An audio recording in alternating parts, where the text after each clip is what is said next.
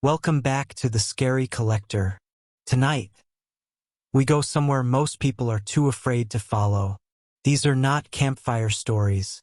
These are not the kind of tales you brush off before bed, telling yourself it was all just fiction.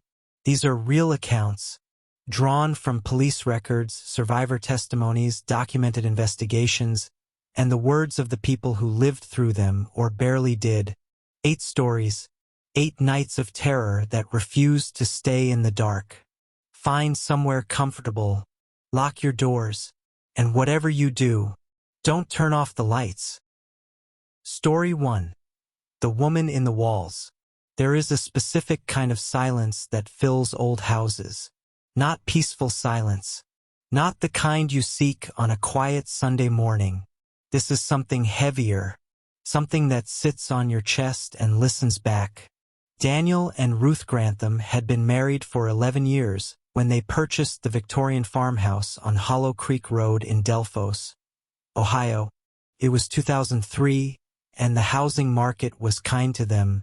3 stories, 6 bedrooms, a wraparound porch with peeling white paint that Ruth had already imagined herself repainting by summer. The price was well below market value, which the real estate agent explained away as the age of the property and the remoteness of the location. There were no neighbors within a mile. The nearest gas station was 40 minutes away. That, the agent assured them, was all. Daniel was a high school history teacher. Ruth worked remotely as a medical transcriptionist. They had no children, a topic they'd quietly agreed to stop revisiting. The house felt like a fresh start, a project, something that could absorb the silence between them and give it purpose. The first few weeks were unremarkable. Daniel stripped wallpaper in the upstairs bedrooms.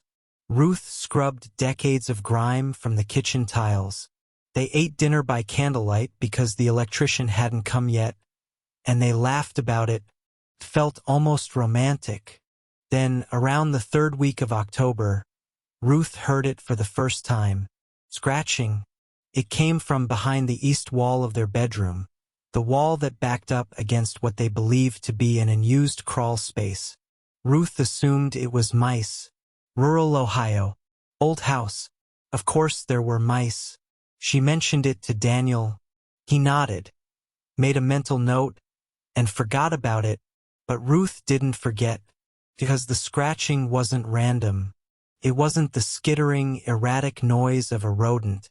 It was slow, almost deliberate, like fingernails being dragged, very gently, very carefully, across the backside of the drywall. Ruth began keeping a notebook. She was meticulous by nature.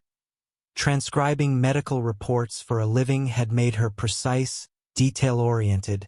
She started writing down the times the sounds occurred.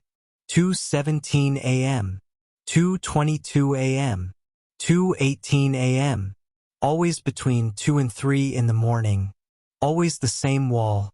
She brought this to Daniel, who finally agreed to investigate the crawl space.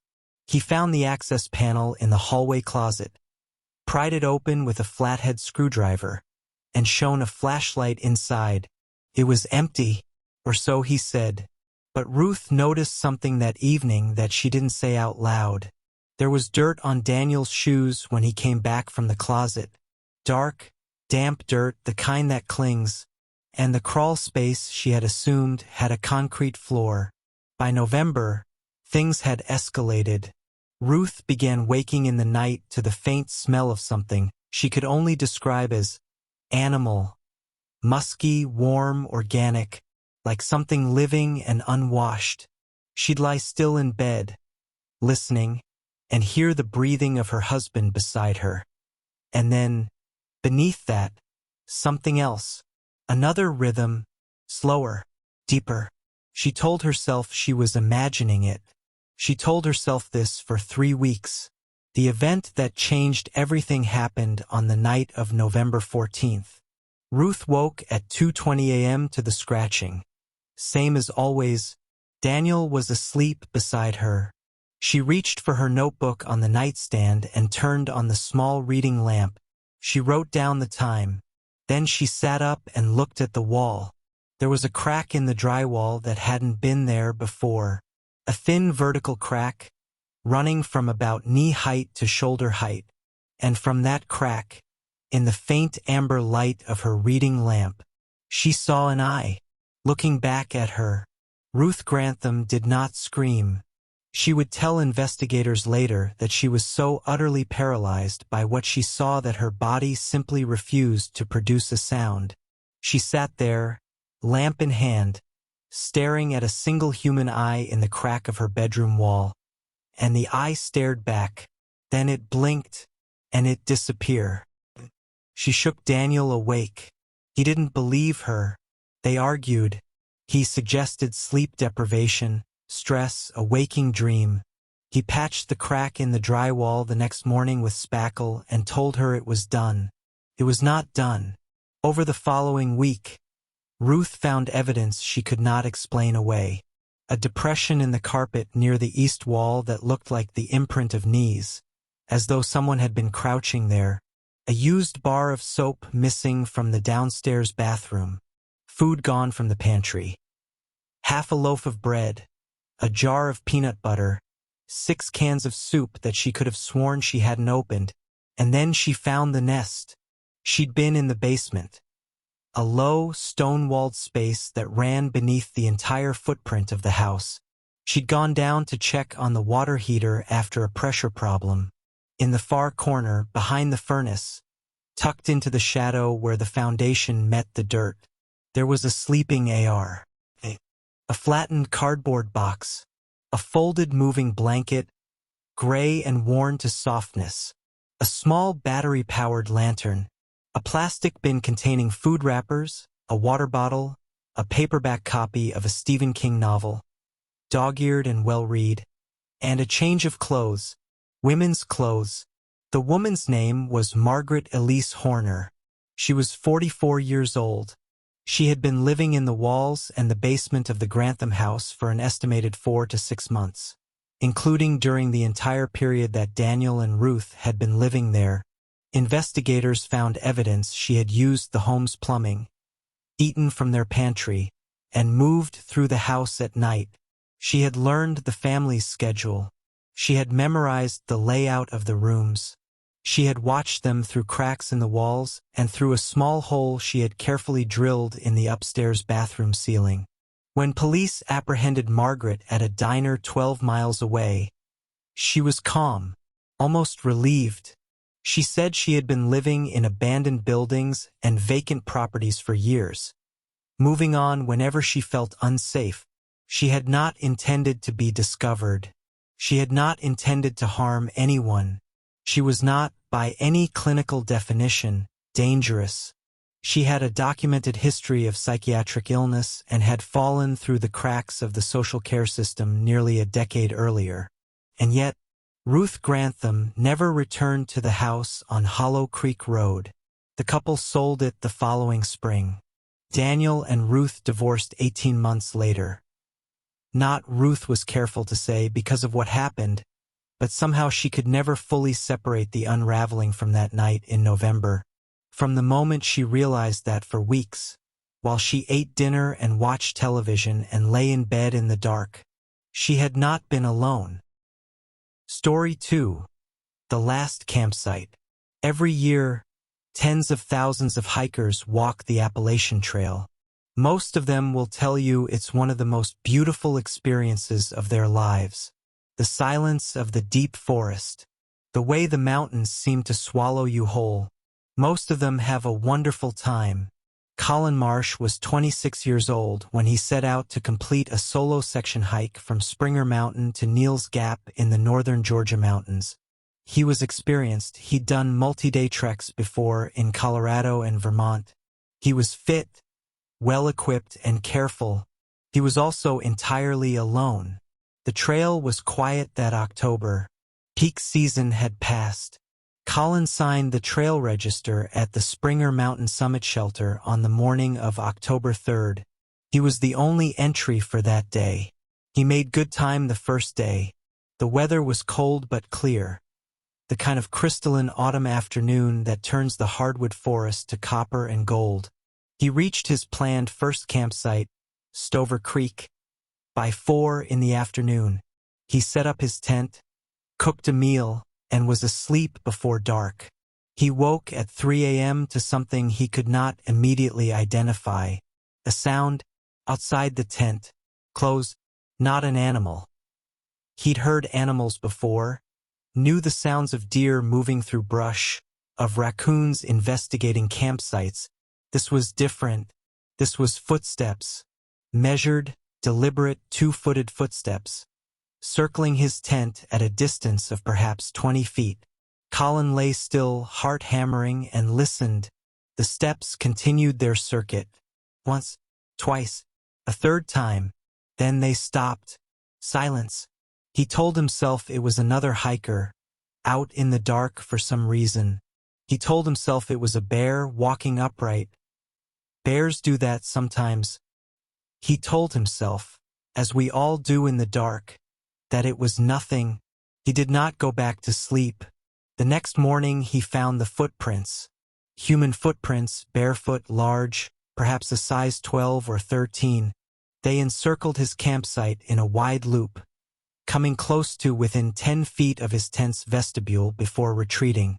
The prints entered the area from the north side of the trail and left to the south, directly into dense forest off-trail. Colin photographed everything.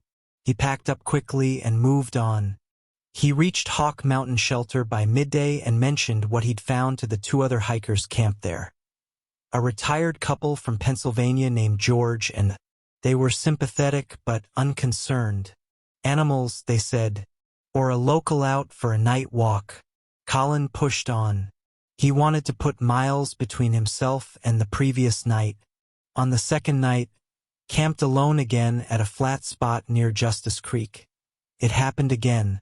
This time it was not just footsteps. Colin was inside his tent when he heard breathing. Not the distant crunch of steps, but close, very close, the slow, deep respiration of someone or something standing on the other side of his tent wall. He could see no shadow in the moonlight. Whatever was outside was staying just beyond where the light reached. He grabbed his bear spray. He unzipped the tent. There was no one there, but there was a pile of stones. 7 stones, stacked in a cairn, placed directly in front of his tent's opening. They had not been there when he'd gone to sleep. Colin Marsh did not wait for morning. He packed his bag by headlamp in under 8 minutes and walked out to the Forest Service Road. Nearly 2 hours of trail hiking in the dark. He drove to the nearest town and called the Forest Service. Rangers investigated the area over the following days. They found evidence of a semi-permanent camp, deep off-trail, roughly a mile east of where Colin had been sleeping, remains of fires, scattered food containers, and, most disturbingly, what appeared to be a crude observation post. A platform of branches elevated with sight lines to 2 different sections of the official trail. It was never determined who had been camping there or why. Colin still hikes, but he does not hike alone. Story 3. The Numbers Station. Before the internet, before satellite communications, before the encrypted digital channels that intelligence agencies now use to communicate with field operatives, there were number stations, shortwave radio frequencies, broadcasting nothing but a voice, sometimes robotic, sometimes oddly human, reading long strings of numbers into the air. No identification, no context, no explanation. They were, and in some cases still are, used by intelligence services to communicate with spies in the field. The messages were encoded. Only the intended recipient with the correct one-time pad could decode them. Most have gone silent, but some still broadcast even today, and some of the signals that sound like number stations are not. James Tilford was a shortwave radio hobbyist living outside Marfa, Texas. He was 61, retired from a career in telecommunications engineering, and he spent his evenings on the back porch scanning frequencies with equipment he'd built himself over 30 years. His was a quiet, solitary hobby. His wife had passed 4 years earlier. The radio was company. On the night of September 9, 2014, James was scanning the 11-meter band when he picked up a signal. It was a voice, female, flat effect, no accent he could identify, speaking at a measured pace, and it was broadcasting numbers, long sequences of 5-digit groups, read twice with a brief tone between readings, classic number station format. James was familiar with known number stations. He kept a log. He checked his references. This signal did not match any documented broadcast. The frequency it occupied was not a known transmission band. He was intrigued. He began recording the broadcasts. They occurred on irregular intervals, sometimes 3 nights in a row, sometimes absent for 2 weeks. The voice was always the same. The number sequences were always different. James attempted to decode them using known cipher systems, one-time pad formats, book codes, simple substitution. Nothing clicked, but then he noticed something embedded within the number sequences, not replacing them, not interrupting them, but woven between the standard groups at irregular intervals, were different numbers, numbers that were not in the standard 5-digit format. 3-digit groups, and they were repeating for 3-1, 7-1-2, for 3-1, over and over again across multiple broadcasts. James began researching. He was a methodical man.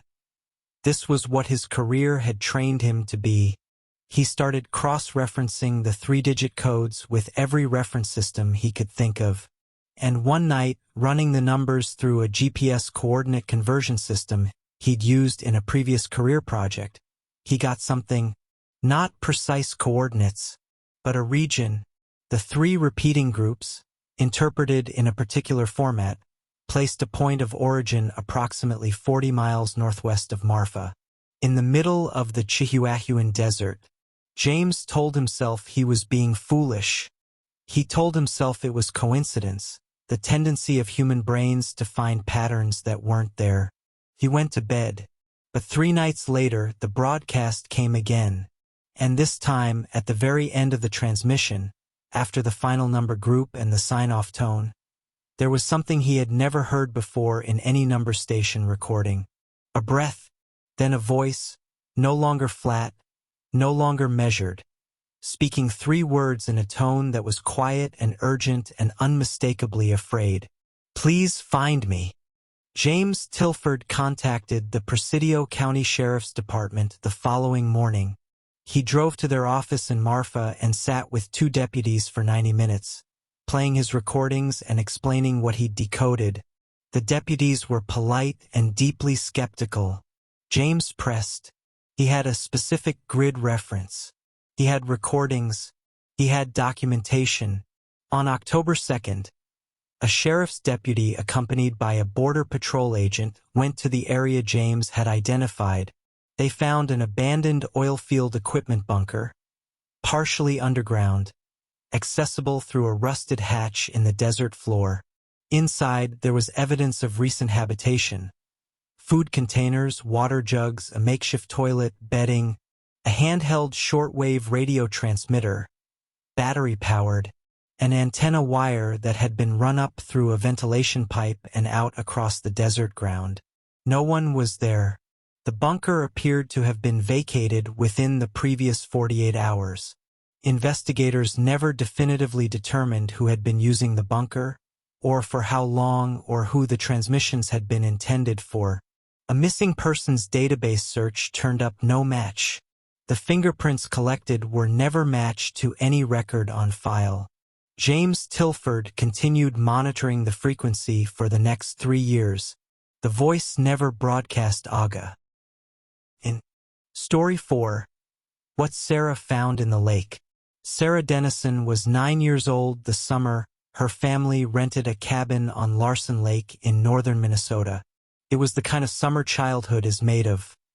Long days on the water, firefly evenings, the smell of pine and camp smoke in your hair, Her parents were relaxed in a way they rarely were at home. Sarah was happy until the fourth day. The lake was small and largely private. Only 3 other cabins on the shore, and only 2 of them occupied that week. Sarah had made a friend of sorts. A girl from the next cabin, a year older, named Brianna. They spent their mornings in the shallows at the end of the dock, catching frogs and building things from sticks. On the morning of August 11th, Sarah waded out a little farther than usual, chasing a frog that had jumped from her hands.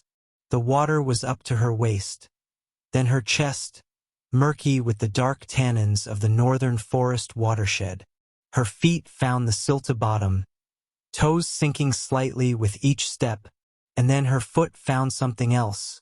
Not silt, not a rock, something that moved, slightly, beneath the pressure of her weight, something that gave, just a little like the surface of an overripe fruit. Sarah looked down. The water was too dark to see anything. She stood very still. She told Brianna to go get her dad. Her father waded out to her and, with Sarah watching from the dock, reached under the water with his arms. He came up pale-faced and immediately sent both girls inside. What he had found was a human hand. The body was recovered by the Beltrami County Sheriff's Department that afternoon. It was an adult male, mid-30s to mid-40s, weighted with concrete blocks secured to the ankles with wire. He had been in the water for an estimated 3 to 5 weeks. He was never identified. The investigation ran for 2 years, involving the FBI due to the nature of the weighted disposal and indicators of organized crime methodology. No arrest was ever made. The man in the lake remained a John Doe in the Beltrami County records. What made Sarah Dennison's account particularly difficult to process, the detail she carried with her for years, was not the discovery itself. It was what she remembered from the evening before. The night of August 10th, after dark, from her cabin window, she had seen a small boat on the lake. She had been unable to sleep, the heat, the unfamiliar sounds, and she had been sitting at the window. The boat had no running lights, 2 figures in it, something large being eased over the side, slowly, and then the boat turning and moving toward the far shore. She had not told her parents that morning. She had thought it was just fishermen. Story 5. The Door That Shouldn't Open. Marcus Webb was 34 when he moved into the apartment on the 4th floor of the Wellesley Building in South Chicago. It was February. He'd just come through a divorce and a layoff in the same month, and the apartment was the most affordable thing he could find with his depleted savings. It was a fine apartment. The building was old but maintained. His neighbors seemed ordinary. He had no reason to feel anything but relieved to have a roof over his head. But Marcus had a problem with one of the doors.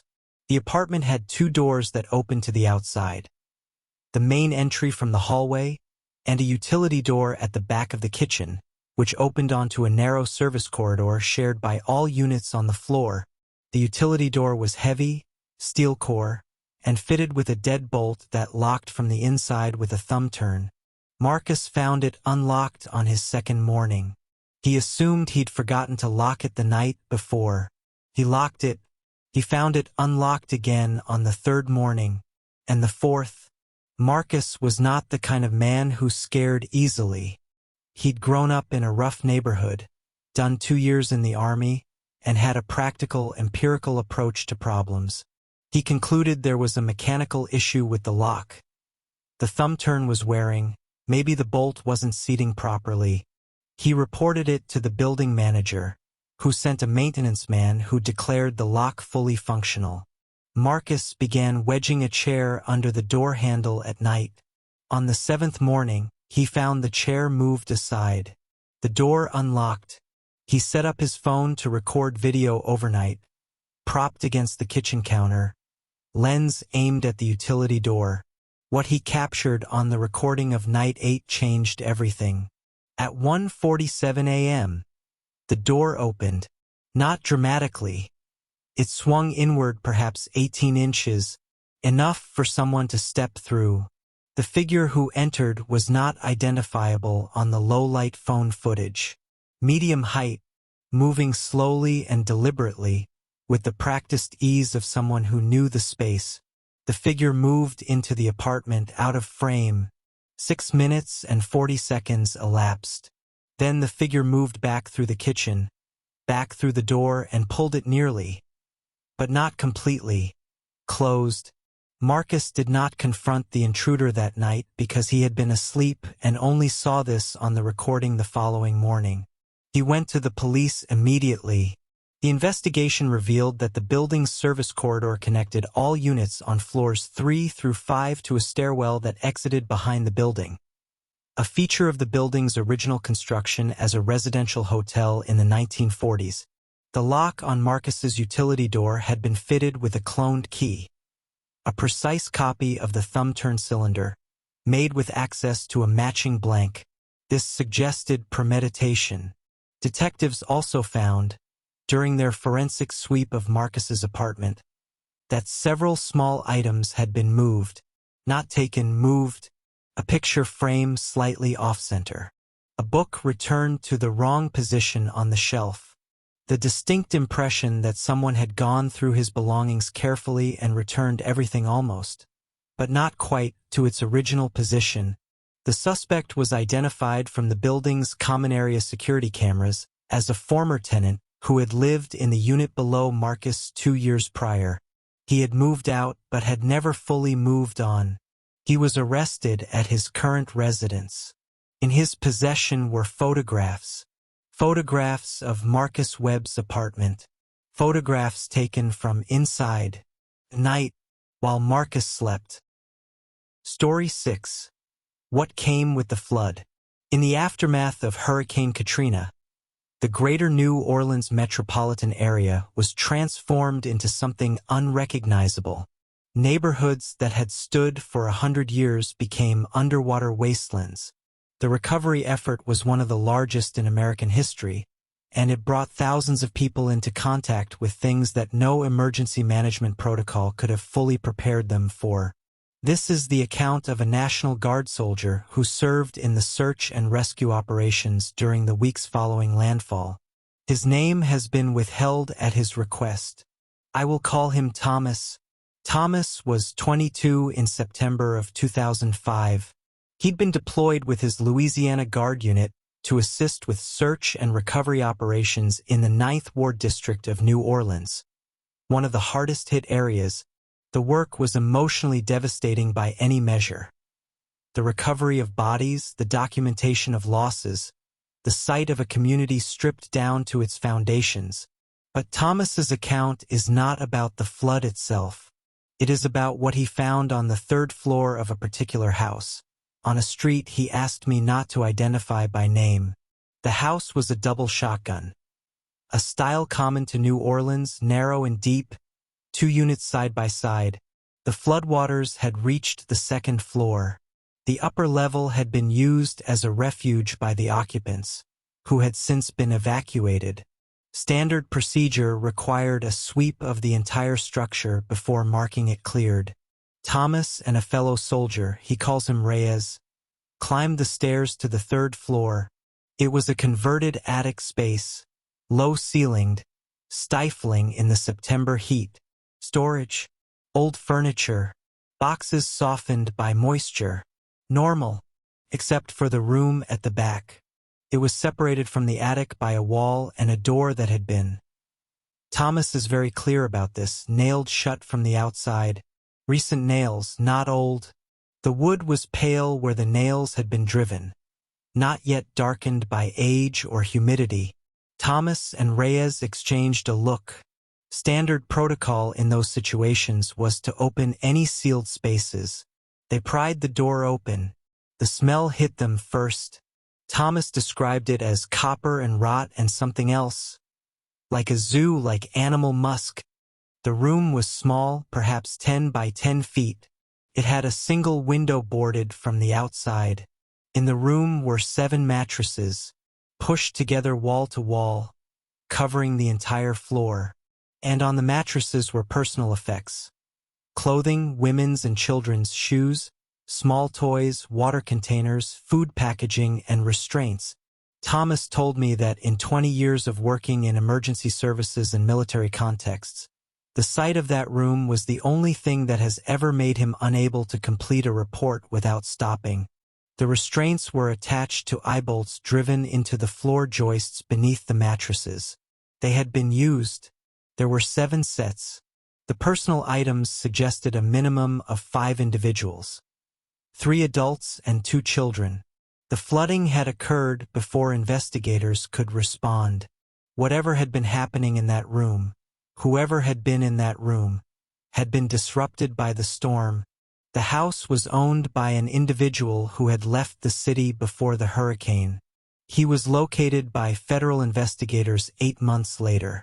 In Texas, he was convicted in 2009 and is currently serving a life sentence. The victims were never all identified.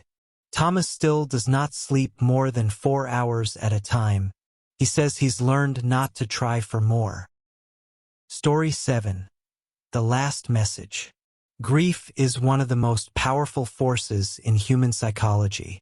It rewires us. It changes how we hear and see and interpret the world. And sometimes, in the depths of it, we find ourselves willing to believe things we would otherwise dismiss, because the alternative is too devastating to accept. But this account is not about grief making someone see what wasn't there. This account is about what was actually there. Nadia Ostrovsky was 41 when her brother David died. He had been 39, a programmer, living alone in an apartment in the Pearl District of Portland. He died of a sudden cardiac event. Unexpected, no prior diagnosis, the kind of thing that happens without warning and leaves a family shattered. Nadia handled the estate. It fell to her, as the only surviving family member.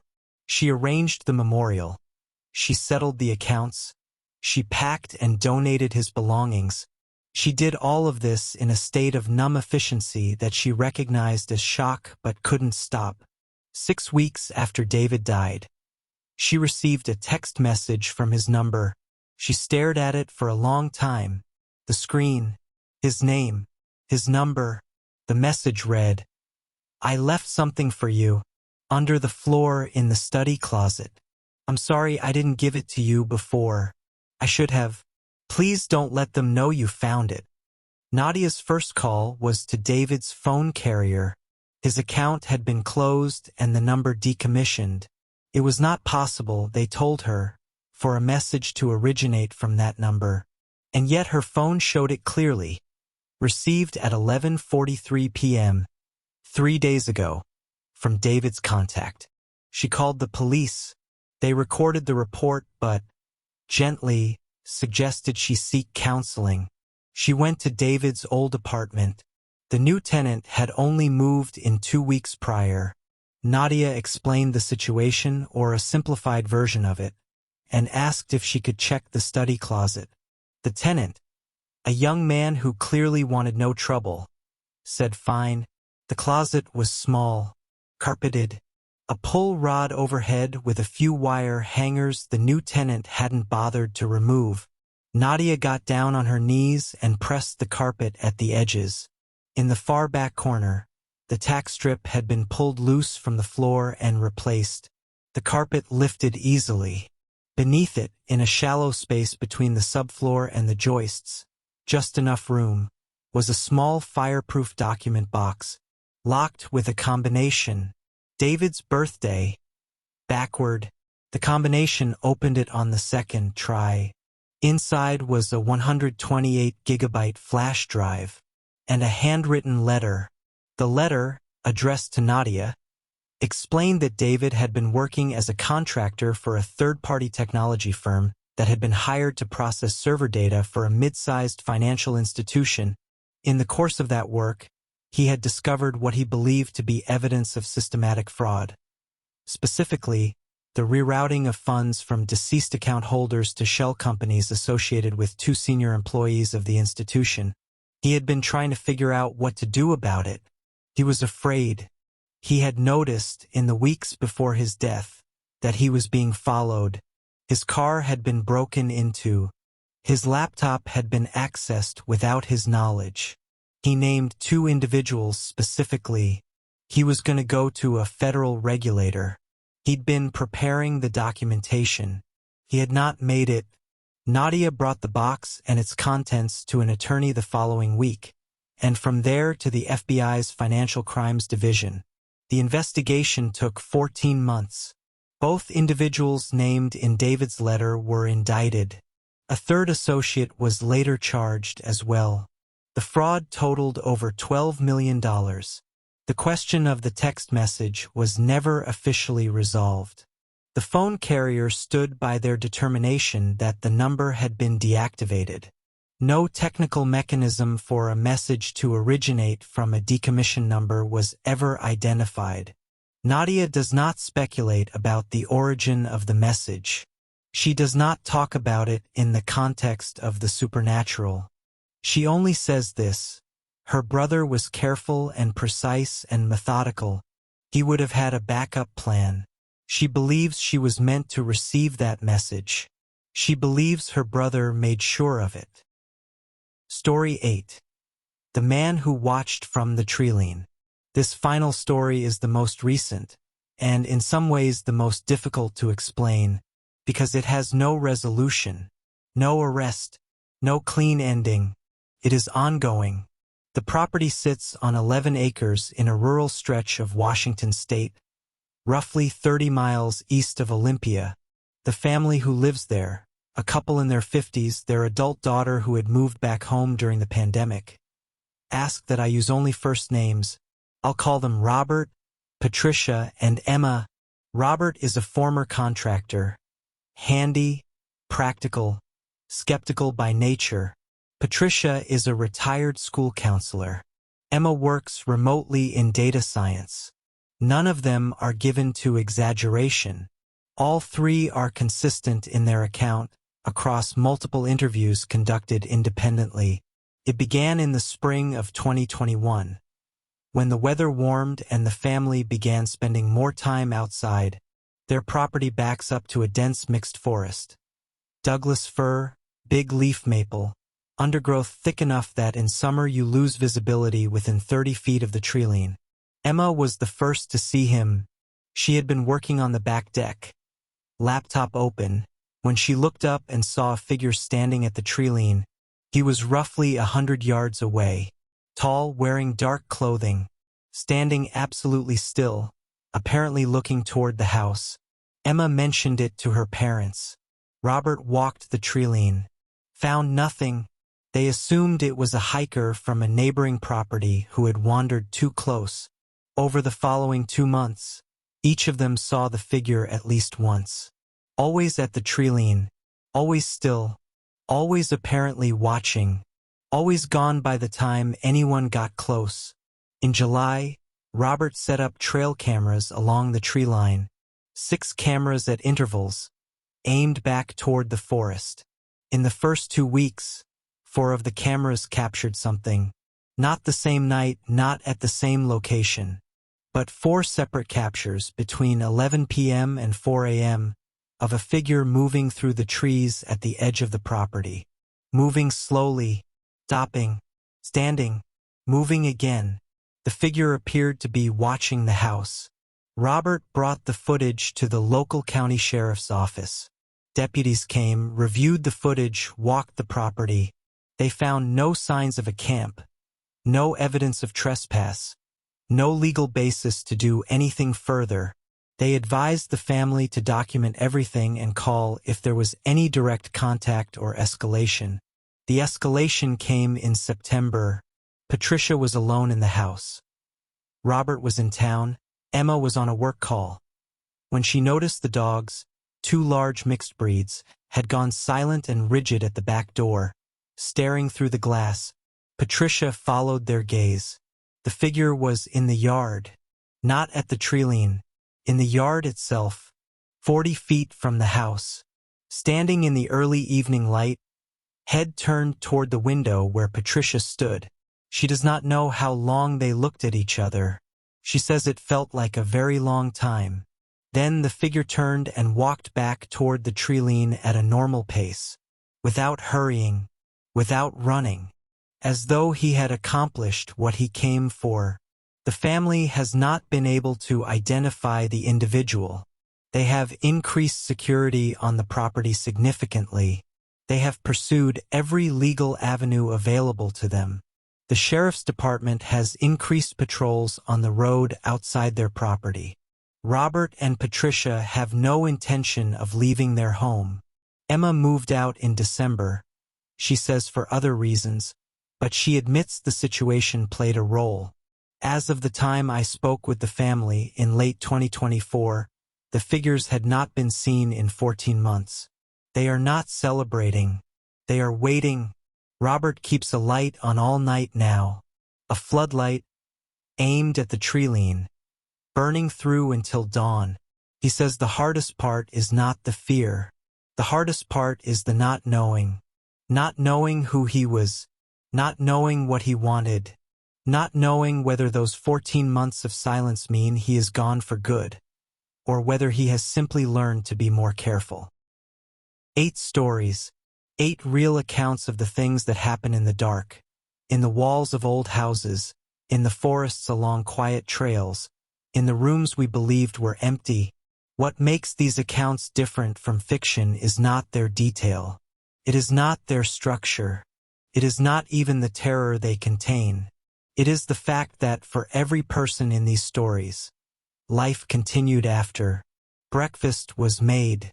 Work was returned to. Children were picked up from school. The ordinary world moved on the way it always does, and yet something had changed. The way you look at a wall, knowing what might be behind it. The way you notice the Treeline. The way you reach over in the dark to check. Really check that your door is locked. That is the gift these stories leave. Not fear. Tension. Thank you for spending this time with the Scary Collector. If these stories stayed with you, if one in particular kept you up, leave it in the comments below. We read every one of them. Stay safe tonight. Lock your doors. And remember, the ones that scare us most are always the ones that are real.